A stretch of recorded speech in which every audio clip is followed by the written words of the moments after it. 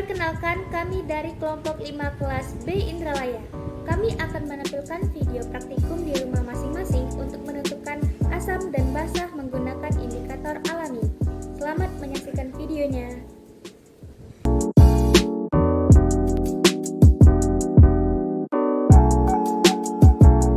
Perkenalkan, saya Siti Maimunah. Saya akan melakukan praktikum untuk menentukan asam dan basah menggunakan indikator alami, yaitu kelopak bunga mawar.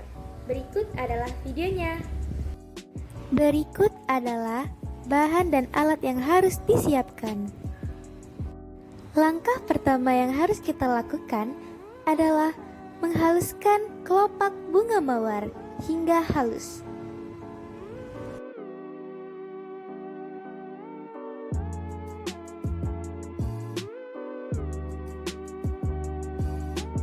Jika kelopak bunga mawar sudah halus seperti ini, langkah selanjutnya adalah tuangkan beberapa sendok air ke dalam wadah yang berisi tumbukan kelopak bunga mawar, karena kita akan mengambil ekstraknya.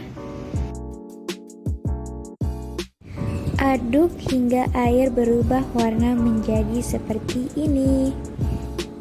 Langkah selanjutnya adalah memasukkan ekstrak bunga mawar ke dalam larutan asam. Nah, sudah kelihatan kan berubah warnanya? Kemudian kita masukkan juga ekstrak bunga mawar ke dalam larutan basah. Dan lihat perubahan warnanya.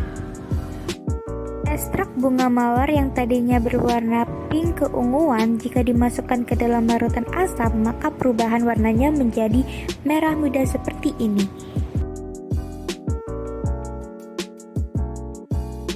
Dan jika dimasukkan ke dalam larutan basah, maka warnanya berubah menjadi ungu muda seperti ini.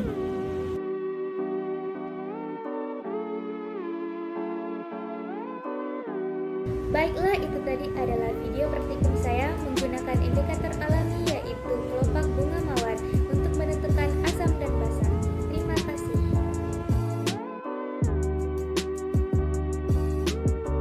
Assalamualaikum warahmatullahi wabarakatuh. Perkenalkan, saya Pina Elpania dari kelompok 5 kelas B Indralaya. Saya akan melakukan praktikum dengan menggunakan bunga kertas sebagai indikator alami asam dan juga basah. Mari kita simak video berikut ini. Yang ada di sini adalah bunga kertas, air sabun, dan juga cuka. Hal yang pertama harus dilakukan adalah tumbuk bunga kertas. Setelah bunga kertas ditumbuk, baru kita bisa memasukkan bunga kertas tadi ke dalam larutan asam cuka dan juga larutan air sabun. Baiklah, di sini kita masukkan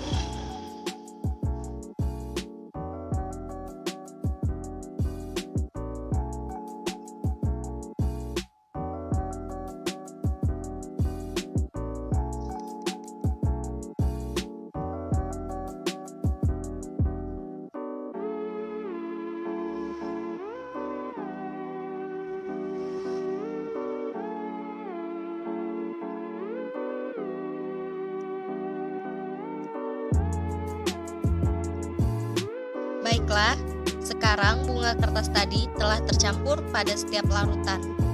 Mari kita lihat perubahan warna yang terjadi pada tiap larutan.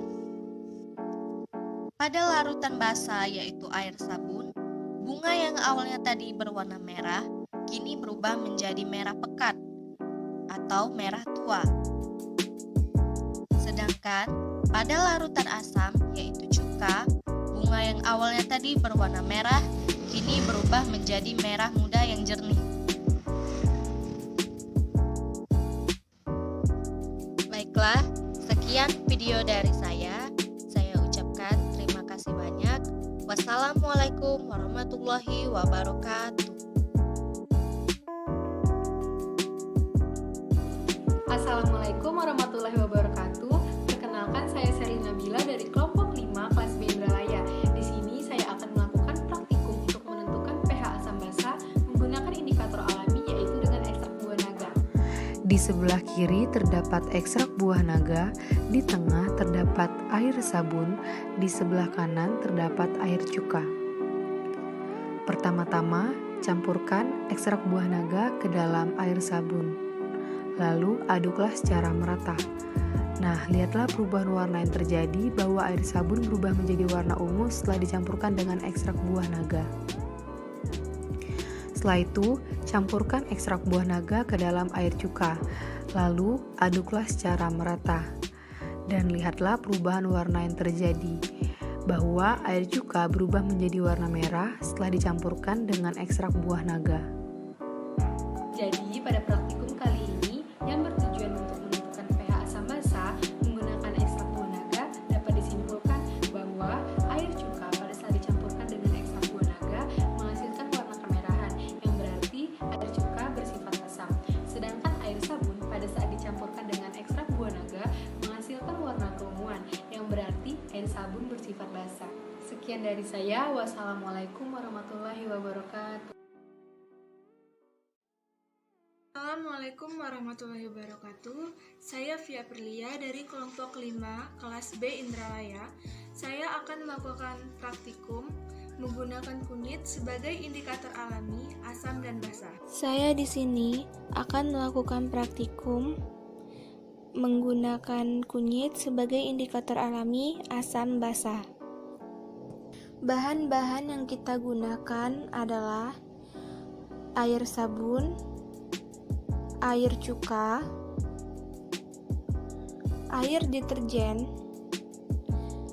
air jeruk nipis, air mineral, dan bubuk kunyit. Tambahkan air secukupnya ke dalam bubuk kunyit. Kemudian ekstrak kunyit tersebut kita masukkan ke larutan sabun.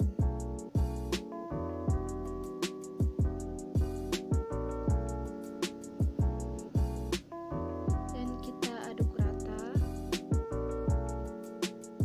Dan warnanya berubah menjadi kecoklatan. Selanjutnya kita masukkan ke dalam larutan cuka.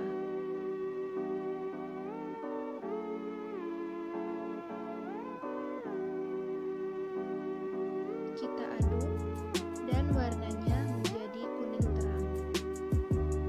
Selanjutnya kita masukkan ke larutan deterjen.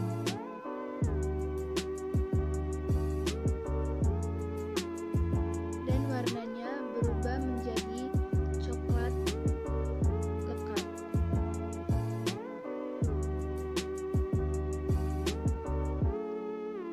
Dan terakhir, kita masukkan ekstrak kunyit ke dalam air jeruk nipis. Dan warnanya berubah menjadi kuning terang.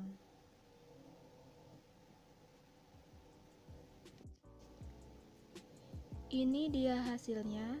Seperti yang kita lihat, ketika kita mencampurkan ekstrak kunyit ke dalam larutan sabun dan larutan deterjen, warnanya berubah menjadi kecoklatan. Sedangkan ketika kita mencampurkan dengan larutan jeruk nipis dan larutan cuka, warnanya menjadi kuning terang. Dari praktikum yang saya lakukan, dapat disimpulkan bahwa kunyit dapat dijadikan indikator alami untuk mengetahui kisaran pH dalam suatu larutan, apakah dia asam seperti air cuka dan air jeruk, atau basa seperti air sabun dan air deterjen.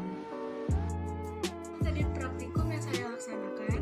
Terima kasih. Wassalamualaikum warahmatullahi wabarakatuh.